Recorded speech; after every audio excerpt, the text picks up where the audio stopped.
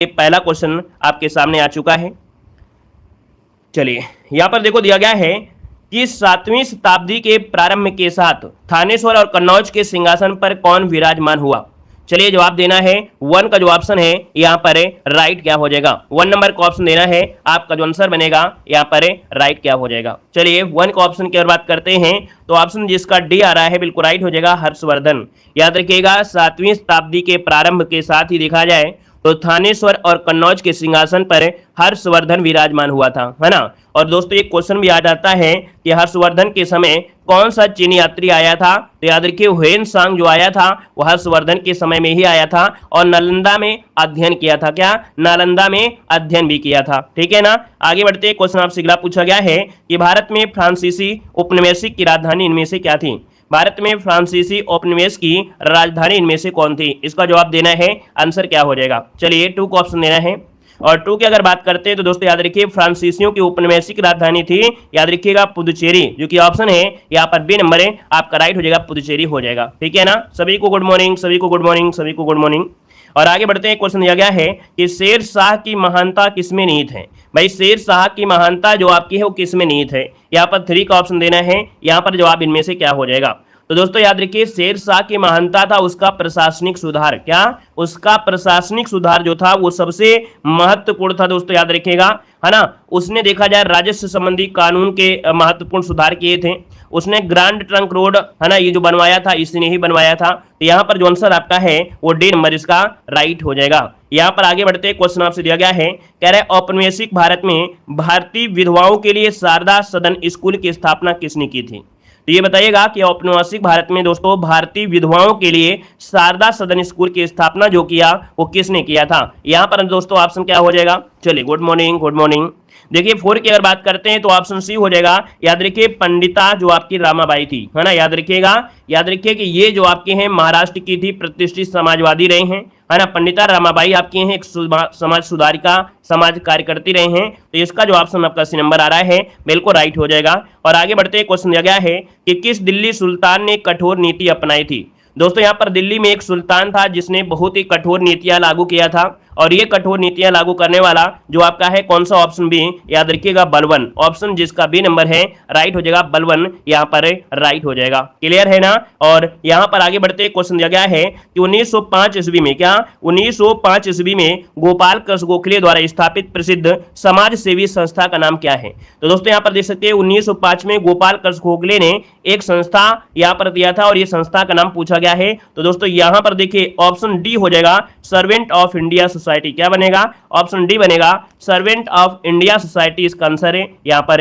Right हो जाएगा दोस्तों, याद रखिएगा। अब यहाँ से क्वेश्चन काफी बनते हैं, है ना। जैसे देखा जाए ब्रह्म समाज की स्थापना किसने किया था, तो दोस्तों 1828 में ब्रह्म समाज की स्थापना किया था आपके राजा राम मोहन राय ने। किसने किया था, राजा राम मोहन राय ने किया था। यहां पर दोस्तों देखा जाए तत्वबोधिनी समाज की स्थापना कब हुई थी, तो ये दोस्तों 1839 में हुई थी। 1839 में देवेंद्र नाथ टैगोर, कौन, देवेंद्र नाथ टैगोर के द्वारा आपकी की गई थी, ये क्वेश्चन पूछे गए हैं। वहीं पर दोस्तों देखा जाए रामकृष्ण मिशन की स्थापना कब हुई थी, तो ये 1897 में हुई थी और किसने किया था, तो आपके दोस्तों स्वामी विवेकानंद, कौन थे, तो आपके विवेकानंद ने किया था। तो इस प्रकार से चारों ही पॉइंट आपको क्लियर हो गए होंगे, ठीक है, नोट कर लीजिएगा। और आगे बढ़ते क्वेश्चन दिया गया है कि भारत की स्वतंत्रता के समय इंग्लैंड का प्रधानमंत्री इनमें से कौन था।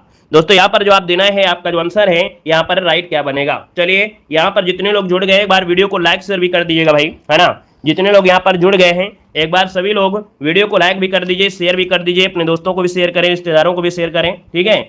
ज्यादा से ज्यादा यहाँ पर संख्या में लाइक की संख्या होना चाहिए भाई, है ना। तो जितने लोग जुड़े एक बार सभी लोग लाइक कर दीजिएगा, फिर हम लोग यहाँ पर इस क्वेश्चन का आंसर बताएंगे।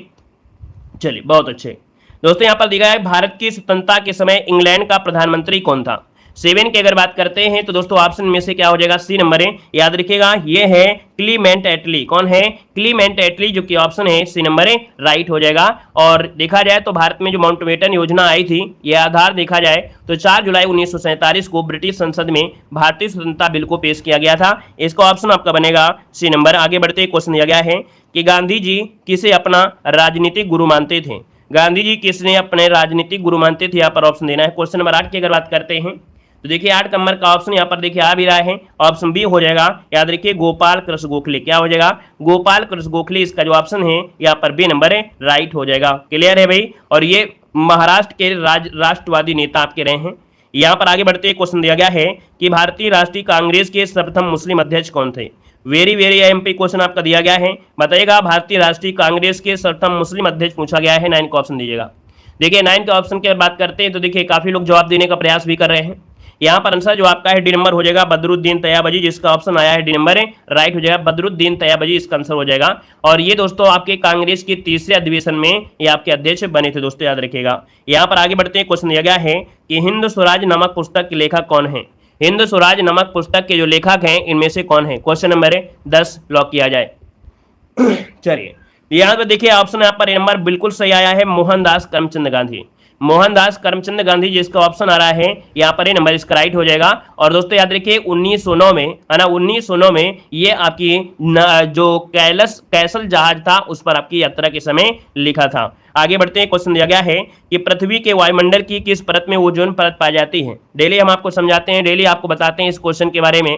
जैसे भी आपका क्वेश्चन आता है तो यहाँ पर देखिए ये जो आपका समताप मंडल है ना, समताप मंडल में याद रखिएगा कि क्या पाई जाती है, यहाँ पर ओजोन परत आपकी पाई जाती है, जो कि देखा जाए सूर्य से आने वाली हानिकारक जो पराबैंगनी किरणें होती हैं, कौन, पराबैंगनी किरणें होती हैं, ये हमारी रक्षा करती हैं। और ये समताप मंडल में ताप समान रहता है, इसलिए इसे समताप बोला गया है। यहाँ पर आगे बढ़ते क्वेश्चन दिया गया है, कह रहा है निम्न में से कौन सी दक्षिण भारत की सबसे लंबी नदी है। निम्न से कौन दक्षिण भारत की सबसे लंबी नदी है, क्वेश्चन नंबर 12 यहाँ पर लॉक किया जाए। चलिए 12 की अगर बात करते हैं तो दोस्तों देखिए आपका ऑप्शन ये हो जाएगा गोदावरी, जिसका ऑप्शन आ रहा है गोदावरी। ये दक्षिण भारत की सबसे लंबी नदी है और इसे दक्षिण गंगा के नाम से भी जानते हैं, याद रखिएगा, है ना। ये इसका उद्गम कहां से हुआ है, तो दोस्तों गोदावरी नदी का जो उद्गम हुआ है वो महाराष्ट्र में त्र्यंबकेश्वर पड़ता है। महाराष्ट्र के त्र्यंबकेश्वर से आपका निकलता है और जाते कहां पर है, आपके बंगाल की खाड़ी में जाकर मिल जाती है। ठीक है, आगे बढ़ते हैं, क्वेश्चन दिया गया है कि सबसे छोटा महासागर इनमें से कौन सा है। सबसे छोटा महासागर पूछा गया है। हमने आपको ट्रिक बताया था पैसा, PAISA। दोस्तों यहाँ पर पी से होता है प्रशांत महासागर, और प्रशांत महासागर जो आपका है दोस्तों याद रखें ये सबसे क्या है, बड़ा है, सबसे बड़ा है। वहीं पर जो आपका ए नंबर जो सबसे नीचे है वो लास्ट वाला, ये सबसे छोटा है और ये है आर्कटिक महासागर। क्या है, ये आर्कटिक महासागर है। आर्कटिक महासागर जो कि आपके उत्तर में मिलता है, तो ये सबसे छोटा है और सबसे बड़ा है प्रशांत महासागर। दूसरे नंबर में है अटलांटिक, फिर आपका इंडियन ओशियन, फिर आपका साउथ वाला। तो इसका जो ऑप्शन आपका है दोस्तों क्या हो गया है, यहाँ पर 13 नंबर का जो ऑप्शन आ गया है आपका बी नंबर राइट हो जाएगा दोस्तों। क्लियर है। चलिए आगे बढ़ते हैं, क्वेश्चन आपसे दिया गया है कि ऐसे घने धूसरी बादलों को क्या कहते हैं जो वर्षा कराते हैं। दोस्तों ये बताइएगा कि ऐसे घने धूसरी बादल जो कि वर्षा कराते हैं, तो वर्षा कराने वाले बादल होते हैं कौन, इन्हें कहा जाता है वर्षा स्त्री मेघ। क्या बोलते हैं, वर्षा स्त्री मेघ कहते हैं दोस्तों, याद रखिएगा, ठीक है ना, वर्षा स्त्री मेघ कहा जाता है। और पच्छाद मेघ, दोस्तों ये जो शब्द लिखा है पच्छाद मेघ, पच्छाद मेघ सबसे अधिक ऊंचाई पर पाए जाते हैं। अगर क्वेश्चन पूछ ले कि पच्छाद मेघ कहाँ मिलते हैं, तो सबसे ऊंचाई पर आपके मिलते हैं। आगे बढ़ते हैं, क्वेश्चन दिया गया है कि निम्नलिखित में से कौन सी जनजाति सर्वाधिक संख्या में पाई जाती है। दोस्तों भारत में जो सर्वाधिक जनसंख्या में आपकी है वो आपकी कौन सी है, यहाँ पर जवाब देना है आपका 15 नंबर का ऑप्शन में से क्या हो जाएगा। दोस्तों 15 नंबर की अगर बात करते हैं तो ऑप्शन क्या बनेगा, यहाँ पर दोस्तों भील जनजाति जो आपकी है, ऑप्शन बी नंबर है, यहाँ पर राइट हो जाएगा, भील जनजाति हो जाएगा। यहाँ पर एमपी ने पूछा है, एमपी अगर पूछा होता तो हम लोग यहाँ पर गौंड जनजाति लगा देते। यहाँ पर पूरे भारत के हिसाब में देखा जाए तो भील आपकी पाई जाती है, ठीक है ना। और यहाँ पर आगे बढ़ते क्वेश्चन आपसे अगला पूछा गया है कि राजकोषीय नीति जो कि आर्थिक सिद्धांत पर आधारित है, निम्न में से किस अर्थशास्त्री ने लिखा है। और वो क्वेश्चन आप बाद में भी रहता है, हर जगह आपको अलग अलग आंसर भी मिलेगा, है ना। देखो दिया गया राजकोषीय नीति जो कि आर्थिक सिद्धांत पर आधारित है, निम्न से किस अर्थशास्त्री ने दिया था। ये जो सिद्धांत दिया है दोस्तों याद रखिएगा, ये सिद्धांत दिया है ऑप्शन बी नंबर है, इनका नाम है जॉन मेनार्ड किन्स। क्या नाम है, जॉन मेनार्ड किन्स नाम है, याद रखिएगा। यहाँ पर आंसर आपका बी नंबर है, राइट हो जाएगा। मतलब देखा जाए तो सरकार के राजस्व संग्रह तथा व्यय के समुचित नियमन का जो अर्थव्यवस्था को वांछित शिक्षा देना ही राजकोषीय नीति कहलाता है। आगे बढ़िए, क्वेश्चन दिया गया है कि प्राकृतिक प्रक्रिया के माध्यम से किसी वस्तु का उत्पादन भारतीय अर्थव्यवस्था के किस क्षेत्र से संबंधित क्रियाकलाप है। मतलब अगर किसी वस्तु का उत्पादन हुआ है, अगर प्राकृतिक तरीके से हुआ है, क्या प्राकृतिक तरीके से हुआ है, तो इसका मतलब ये हुआ कि ये आपका हो गया क्या, प्राथमिक हो गया। प्राथमिक जिसमें कृषि आता है ना, कृषि हो गया, वानिकी हो गया, मत्स्य हो गया, खनन हो गया, ये आपके होते हैं जो कि प्राथमिक अर्थव्यवस्था होते हैं। वहीं पर प्राथमिक क्षेत्र में जो कृषि होता है ये भारत की रीढ़ कहलाती है। भारत की रीढ़ कहलाने का तात्पर्य यही है कि जब जब भारत में संकट आया है तब तक खेती पर ही फोकस किया गया है, कृषि पर ही फोकस किया गया, बढ़ावा दिया गया है ना। और उस वर्ष कहीं ना कहीं कृषि से प्लस पॉइंट ही आपको मिला है। यहाँ पर आगे बढ़ते हैं, क्वेश्चन दिया गया है कि नकदी रिजर्व अनुपात किसका उपकरण होता है। नकदी रिजर्व अनुपात किसका उपकरण होता है दोस्तों, 18 नंबर की अगर बात करते हैं ऑप्शन क्या हो जाएगा, नकदी रिजर्व अनुपात मतलब CRR। CRR जो होता है दोस्तों याद रखिएगा ये मौद्रिक नीति है, मतलब ऑप्शन क्या होगा, डी नंबर हो जाएगा, मौद्रिक नीति उपकरण है। जब बाजार में तरलता की अधिकता होती है तो आरबीआई इसका प्रयोग कर बाजार से तरलता को कम कर देता है। इससे क्या होता है, मुद्रास्फीति को संतुलित करने में सहायता मिल जाती है। मुद्रास्फीति हमने बताया था जब पैसे की यहाँ पर जो वस्तु का मूल्य बढ़ता है और पैसे की वैल्यू घटती है ना, तब भैया CRR को लागू करते हैं तो ये मुद्रास्फीति जो होती है संतुलित हो जाती है धीरे धीरे। तो इसका ऑप्शन डी हो जाएगा। आगे बढ़ते हैं, क्वेश्चन दिया गया है कि विश्व व्यापार संगठन का मुख्यालय कहां पर है। देखिए यहाँ पर है, संगठन से भी क्वेश्चन आपके बनना ही है। विश्व व्यापार संगठन का जो मुख्यालय है वो आपके कहां पर है, 19 नंबर में। दोस्तों 19 की अगर बात करते हैं तो ऑप्शन क्या हो जाएगा, ये है आपके स्विट्जरलैंड जो कि आपके जिनेवा में है, ऑप्शन बनेगा आपका सी नंबर है। अगर आपसे पूछे कि इसकी स्थापना कब हुई थी तो आप कहेंगे 1995 में। कब हुई थी, 1995 में इसकी स्थापना की गई थी। और एक संवैधानिक क्या, यह संस्था वैश्विक व्यापार पर निगरानी रखने के लिए बनाई गई है। आगे बढ़ते हैं, क्वेश्चन दिया गया है कि अर्थशास्त्र मानव निर्मित उत्पादन उपकरण को किस रूप में वर्गीकृत करता है। दोस्तों ये बताइएगा कि जो अर्थशास्त्र है, क्या अर्थशास्त्र मानव निर्मित उत्पादन उपकरण को किस रूप में वर्गीकृत करता है। 20 नंबर का जो ऑप्शन है यहाँ पर डी नंबर है, याद रखिए पूंजी। क्या बात दिया जाएगा, यहाँ पर पूंजी इसका आंसर है, राइट हो जाएगा।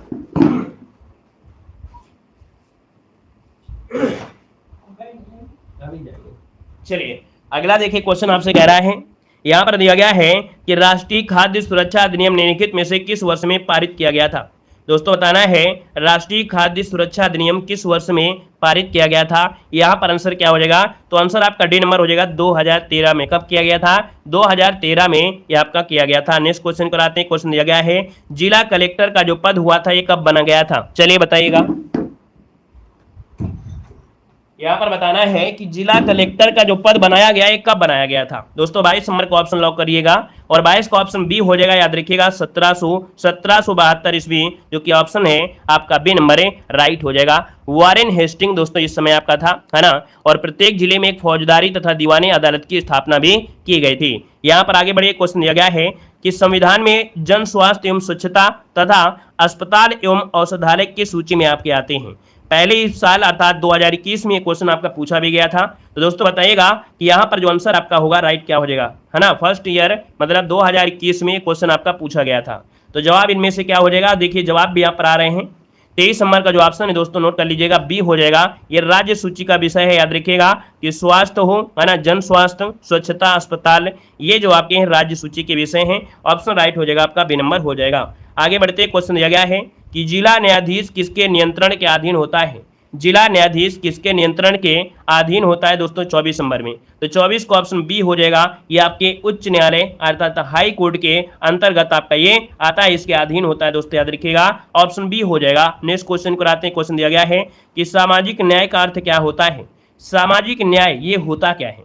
देखिए सामाजिक न्याय मतलब होता है कि जाति, नस्ल, रंग और लिंग आधारित सभी प्रकार का भेदभाव क्या दूर होना चाहिए, यही है सामाजिक न्याय। ठीक है, समाज में सभी को न्याय बिल्कुल होगा, जाति हो, नस्ल हो, रंग हो, लिंग हो, सभी प्रकार का भेदभाव दूर होना चाहिए, यही होता है सामाजिक न्याय। आगे बढ़िए, क्वेश्चन दिया गया है, कह रहा है मछली में मौजूद राइबोफ्लेविन को रूप में भी जाना जाता है।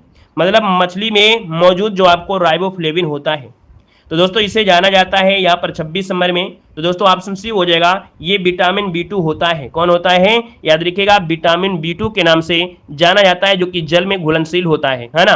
तो यहाँ पर देखा जाए इसकी कमी से शरीर में भार में कमी आती है ना। ओठ, जीभ और त्वचा में रूखापन आ जाता है, इसलिए यहाँ पर देखो मछली का सेवन करना चाहिए। ठीक है, आगे बढ़िए, क्वेश्चन दिया गया है, कह रहा है जब पानी जमता है तो उसका घनत्व जो होता है वो क्या हो जाता है। दोस्तों 27 नंबर का ऑप्शन कह रहा है, तो कह रहे जब पानी जम जाता है तो उसका जो घनत्व होता है वो क्या हो जाता है, घट जाता है। 27 का ऑप्शन बनेगा यहाँ पर आपका डी नंबर राइट हो जाएगा दोस्तों, याद रखिएगा। और आयतन क्या हो जाता है, बढ़ जाता है। याद रखिएगा कि जब पानी जम जाता है तो उसका घनत्व जो होता है घट जाता है और जो आयतन होता है वो बढ़ जाता है। यही कारण है कि अत्यधिक ठंड में नलों के जो पाइप होते हैं वो फट जाते हैं, है ना। और जल का अधिकतम घनत्व कितना होता है, 4 डिग्री सेंटीग्रेड होता है। यहाँ पर आगे बढ़ते क्वेश्चन दिया गया है, कह रहा है बीसीजी के जो टीके हैं इसमें सी शब्द से क्या अभिप्राय है। बीसीजी टीके में जो सी शब्द आपका है ये क्या है, इसका जवाब देना 28 में। तो दोस्तों यहाँ पर आंसर आपका डी हो जाएगा। याद रखिएगा ये होता है एक प्रकार का कैलमेट। क्या होता है, इसे बोलते हैं कैलमेट कहा जाता है। कैलमेट पूरा नाम होता है वैसलिक कैलमेट गैर करके होता है। तो ये जो टीका होता है क्षय रोग की स्वास्थ्य के लिए, है ना, टीबी के लिए आपका यूज किया जाता है। यहाँ पर आगे बढ़ते हैं, क्वेश्चन दिया गया है, चलिए हाँ अगला पॉइंट देखिए आपका यहाँ पर देखो दिया गया है, कह रहा है कि पानी की स्थायी कठोरता को दूर करने के लिए कौन सी विधि का प्रयोग नहीं किया जाता है। दोस्तों बताइएगा 29 नंबर में आपसे कह रहा है कि पानी की स्थायी कठोरता को दूर करने के लिए कौन सी विधि का प्रयोग नहीं किया जाता है। यहाँ पर जो आंसर आपका है वो राइट इनमें से क्या हो जाएगा। दोस्तों यहाँ पर देखो दिया गया है कास्टिक सोडा मिलाना, आसवन द्वारा उबालना और सोडियम कार्बोनेट मिलाना। यहाँ पर जो आपका आंसर बनेगा राइट इनमें से क्या हो जाएगा। चलिए 29 ऑप्शन देना है, 29 को ऑप्शन में से क्या हो जाएगा। चलिए भाई फटाफट जवाब देना है। कह रहा है आपसे यहाँ पर कि पानी की स्थायी कठोरता को दूर करने के लिए कौन सी विधि का प्रयोग नहीं किया जा सकता है। चलिए तो दोस्तों यहाँ पर देखिए कि उबालने से, याद रख लीजिएगा कि उबालने से स्थायी कठोरता दूर नहीं होती है, याद रखिएगा, ठीक है ना। और इस विधि में भी जियोलाइट या पेरूपाइट की प्रक्रिया इसे कहा जाता है। याद रखिएगा जो आपका स्थायी कठोरता आपकी है ये उबालने से स्थायी कठोरता दूर नहीं होती, ऑप्शन सी बनेगा। यहाँ पर आगे बढ़ते हैं, क्वेश्चन दिया गया है, कह रहा है उस नाभिकीय प्रक्रिया को क्या कहते हैं जिसमें द्रव्यमान ऊर्जा में परिणत हो जाता है। कह रहा है उस नाभिकीय प्रक्रिया को क्या कहते हैं जिसमें जो द्रव्यमान होता है, द्रव्यमान ऊर्जा है, द्रव्यमान ऊर्जा में परिवर्तित हो जाता है। दोस्तों 30 नंबर का ऑप्शन हो जाएगा, ये होता है एंडोथर्मिक। क्या होता है, एंडोथर्मिक कहा जाता है। इसका जो ऑप्शन है ए नंबर इसका राइट हो जाएगा। और आगे बढ़िए, क्वेश्चन दिया गया है महोषध शब्द का संविच्छेद यहाँ पर बताना है। महोषध शब्द का संविच्छेद, यहाँ पर देखिए अ की मात्रा लगी हुई है और जैसे ही अ की मात्रा आई है तो आपको दिमाग लगाना है, यहाँ पर क्या हो जाएगा, वृद्धि। क्या हो जाएगा, वृद्धि हो गई है तो ये वृद्धि संधि है और इसे तोड़ेंगे तो बनेगा क्या, यहाँ पर हो जाएगा महाधनौषध। महाधनौषध की अगर बात करते तो ऑप्शन पहला वाला ये आंसर है राइट हो जाएगा। और इसमें कौन सी संधि है, आपकी वृद्धि संधि है। आगे बढ़ते क्वेश्चन दिया गया है, कह रहा है कौन सा शब्द घोड़ा का पर्यायवाची नहीं है। घोड़ा का पर्यायवाची नहीं है दोस्तों 37 नंबर में। देखिए घोड़ा का पर्यायवाची बाजी होता है, तुरंग होता है ना, है होता है, लेकिन शार्दुल नहीं होता है। अब आप बताइए शार्दुल किसका होता है। शार्दुल होता है सिंह का, बिल्कुल सही है। शार्दुल जो होता है ये सिंह का होता है, याद रखिएगा। यहाँ पर आगे बढ़ते क्वेश्चन दिया गया है कि शुद्ध वाक्य को यहाँ पर चुनना है। शुद्ध वाक्य जो आपका है 38 नंबर में, यहाँ पर राइट क्या हो जाएगा, वकील ने कागजातों की जांच किया। हमारे हिसाब से यही सही है क्योंकि ये पॉइंट आपका यहाँ पर गलत दिया गया है। मैंने 1 वर्ष तक उनकी प्रतीक्षा किया। प्रधानाध्यापक लड़के चुनेंगे नहीं। देखिए पहला ऑप्शन यहाँ पर नंबर राइट हो जाएगा। आगे बढ़िए, क्वेश्चन दिया गया है, कह रहे चंद्रमा के लिए सही पर्यायवाची पंक्ति को आपको चुनना है। यहाँ पर चंद्रमा की सही पर्यायवाची क्या होती है। देखिए 39 नंबर में, तो भैया 39 में देखिए निशाकर, है ना, निशाकर दिया है और यहाँ पर सुधाकर और इंदु है कहीं पर। देखिए 39 नंबर की अगर बात करते हैं तो ऑप्शन ये सी वाला यहाँ पर हो जाएगा। याद रखिएगा निशाकर कामा सुधाकर कामा इंदु, ये बिल्कुल शुद्ध लिखे हैं और यही आपका आंसर सी नंबर राइट हो जाएगा। आगे बढ़ते हैं, क्वेश्चन दिया गया है कि जटिल का विलोम शब्द इनमें से क्या होता है। जटिल का विलोम बताना है दोस्तों। जटिल का विलोम इनमें से क्या हो जाएगा। तो जटिल है तो सिंपल सी बात आप कहेंगे सरल हो जाएगा, और सरल हो जाएगा तो ऑप्शन सी नंबर है यहाँ पर राइट हो जाएगा। जटिल का हो जाएगा क्या, यहाँ पर सरल हो जाएगा, याद रख लीजिएगा, ठीक है ना। आगे बढ़िए, क्वेश्चन दिया गया है कि दुधवा नेशनल पार्क कहाँ पर स्थित है। दोस्तों बताइएगा कि जो दुधवा नेशनल पार्क है ये आपके है कहाँ पर, इसका आंसर क्या हो जाएगा। चलिए यहाँ पर जवाब देना है, आपका आंसर इनमें से जो बनेगा इनमें से क्या हो जाएगा। 61 नंबर की अगर बात करते हैं तो ऑप्शन क्या हो जाएगा। तो ऑप्शन दोस्तों यहाँ पर देखिए उत्तर प्रदेश में, यहाँ पर जो आपका आंसर है आपका सी नंबर है राइट हो जाएगा, उत्तर प्रदेश में आपके है। यहाँ पर आगे बढ़ते हैं, क्वेश्चन दिया गया है कि पर्यावरण मित्र ईंधन गैसोहाल किसके मिश्रण से बनता है। ये पर्यावरण का मित्र ईंधन कहलाता है आपका गैसोहाल। दोस्तों ये जो बनता है किसके मिश्रण से बनता है।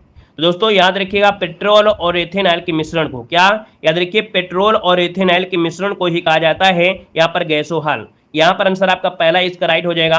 याद रखिएगा, यह गन्ने के रस से प्राप्त एथेनॉल को पेट्रोल में मिला दिया जाता है और इससे पेट्रोल और इथेनॉल की जो मात्रा होती है वो 90 और 10 की हो जाती है। इससे क्या होती है, पेट्रोल की गुणवत्ता होती है, साथ में पर्यावरण प्रदूषण भी कम होता है। अभी आप देखे होंगे कि जो अब गाड़ियां आती हैं वो बोलते हैं कि जो ईंधन आपका है MS6 है, MS5 है, मतलब ये होता है कि उसकी क्वालिटी और बढ़ रही है, उससे धुआं वगैरह कम होगा, है ना। यहाँ पर आगे बढ़िए, क्वेश्चन दिया गया है, कह रहा है वायुमंडल की वार्षिक तापमान वृद्धि को क्या कहते हैं। बिल्कुल समझो कि छपा हुआ क्वेश्चन आपका है।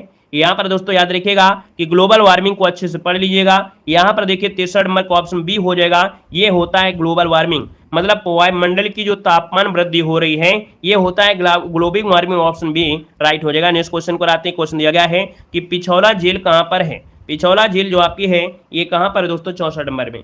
तो आप कहेंगे सर 64 नंबर का जो ऑप्शन बनेगा यहाँ पर राइट हो जाएगा, सी नंबर है, ये आपके उदयपुर में है। कहाँ पर है, ये आपके उदयपुर में है, ऑप्शन नोट करिएगा, आपका सी नंबर हो जाएगा। आगे बढ़िए, क्वेश्चन दिया गया है कि मोसाद कहाँ की राष्ट्रीय गुप्तचर संस्था है।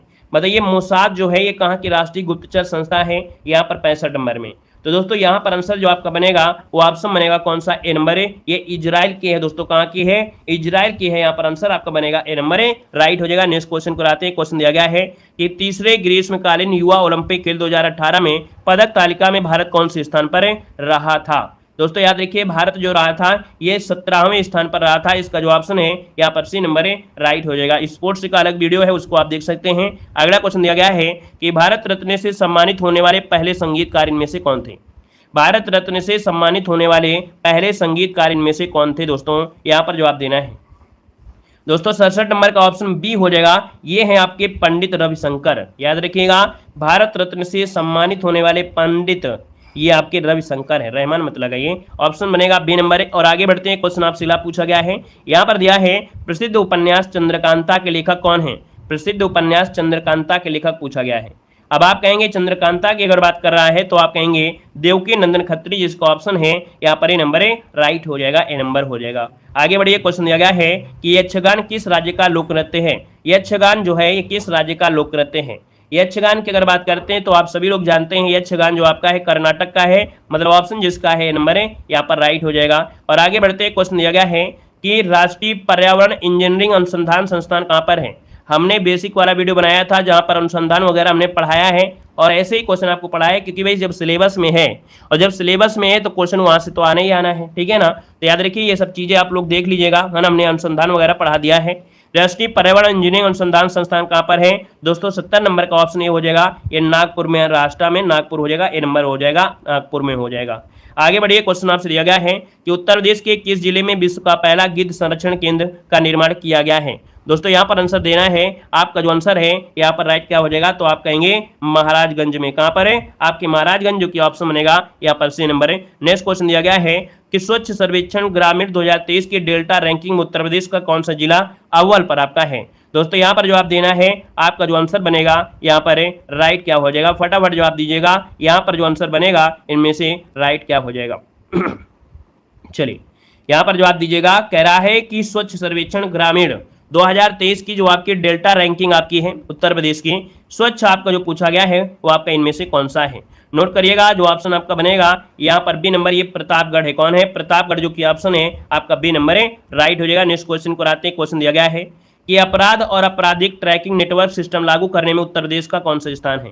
तो दोस्तों याद रखिए, अपराध और आपराधिक ट्रैकिंग नेटवर्क सिस्टम में ये जो आपका उत्तर प्रदेश में आपका स्थान है ये दूसरा स्थान है, इसका ऑप्शन बी नंबर है, राइट हो जाएगा, दूसरा स्थान। आगे बढ़िए, क्वेश्चन दिया गया है कि उत्तर प्रदेश के किस जिले में रेशम कृषि महोत्सव का आयोजन किया गया है। तो दोस्तों बताइएगा, रेशम कृषि महोत्सव का आयोजन जो किया गया है ये कहाँ पर किया गया है। तो दोस्तों ये किया गया है आपके गोरखपुर में, ऑप्शन बनेगा ए नंबर है, आपके गोरखपुर में किया गया है। आगे बढ़िए, क्वेश्चन दिया गया है कि उत्तर प्रदेश के महापौर प्रत्याशी चुनाव में कितने लाख रुपए खर्च कर सकते हैं।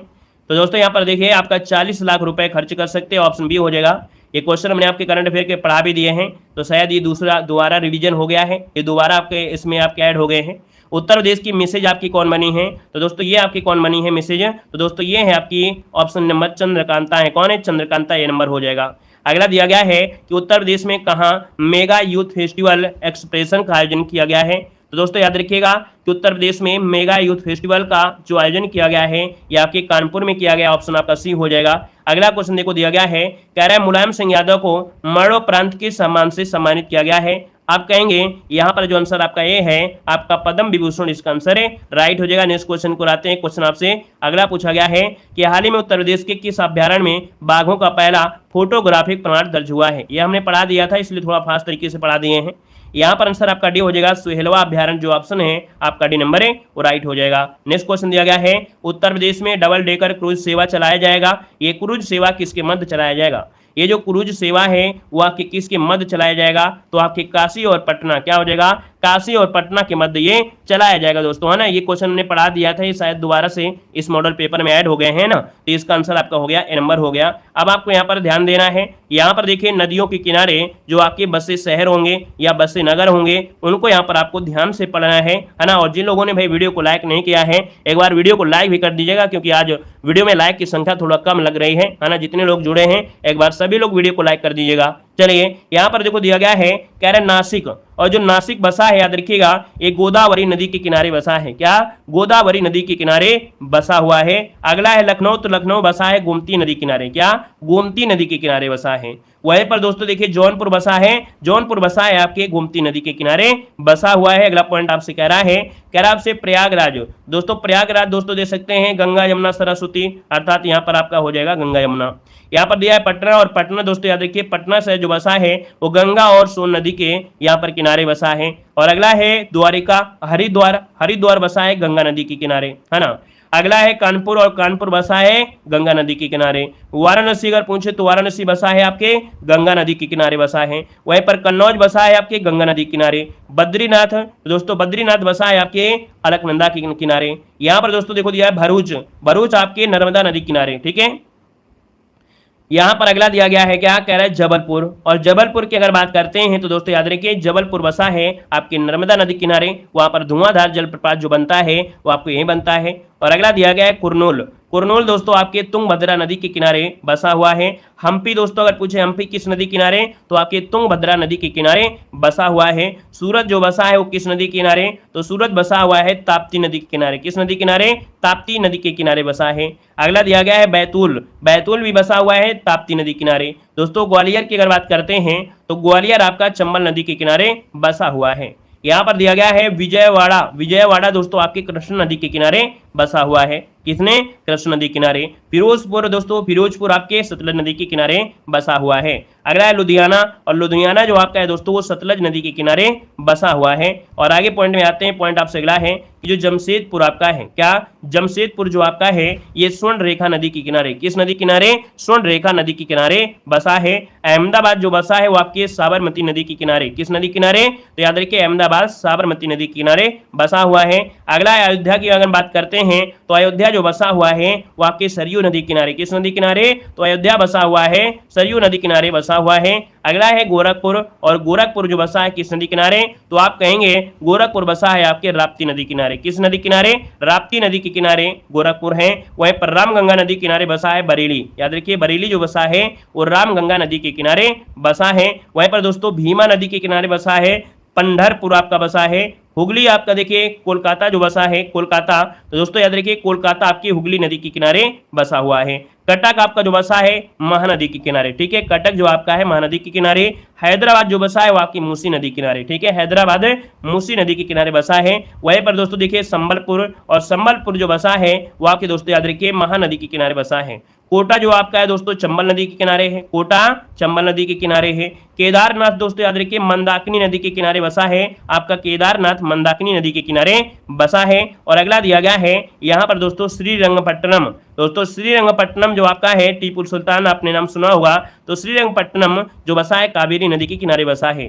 तिरुचिरापल्ली जो आपका है वो दोस्तों कावेरी नदी के किनारे बसा हुआ है। गुवाहाटी जो बसा है वो आपकी ब्रह्मपुत्र नदी किनारे, याद रखिएगा कि गुवाहाटी जो बसा है ब्रह्मपुत्र नदी किनारे बसा है। अगला दिया है डिब्रूगढ़, और दोस्तों याद रखिए डिब्रूगढ़ जो कि आपके असम में पड़ता है और ये भी आपके ब्रह्मपुत्र नदी के किनारे बसा हुआ है। अगला दिया है मदुरै, और मदुरै जो बसा है मदुरै है ना जिसे त्योहारों का नगर कहते हैं, तो दोस्तों ये आपकी वैगई नदी के किनारे बसा हुआ है। श्रीनगर जो आपका है झेलम नदी किनारे, बहुत बार पूछा गया है कि जो श्रीनगर बसा है वो किस नदी किनारे, तो आप कहेंगे झेलम नदी किनारे। अगला है दिल्ली है, और दिल्ली की अगर बात करते हैं तो दिल्ली है आपके यमुना नदी किनारे। आगरा जो बसा है वो दोस्तों याद रखिएगा यमुना नदी के किनारे, और जो मथुरा बसा है वो आपकी यमुना नदी। तो चलिए फिर आज के लिए इतना रखते हैं, एक बार वीडियो को लाइक शेयर कर दीजिएगा, ठीक है।